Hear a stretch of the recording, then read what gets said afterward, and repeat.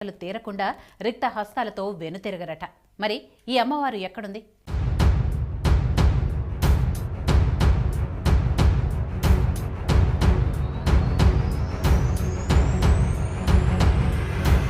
ఈ పుణ్యక్షేత్రం వైష్ణవదేవి కొండలపై నెలకొనుంది.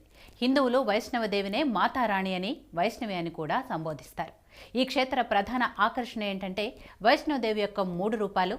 ఆ రూపాలు జనన మరణాలు ప్రసాదించే మహాకాళి, జ్ఞానాన్ని ఇచ్చే మహాసరస్వతి, ఐశ్వర్యాన్ని అదృష్టాన్ని ఇచ్చే మహాలక్ష్మిగా చెప్తారు.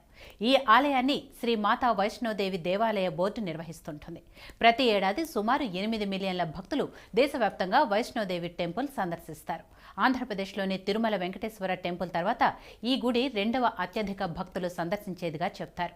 టెంపుల్ చూడాలనుకునేవారు ఈ ప్రదేశానికి కొంత కాలినడక చేయాల్సి ఉంటుంది. అంతేకాదు హిందువులు వైష్ణవదేవినే మాతారాణి అని, వైష్ణవి అని కూడా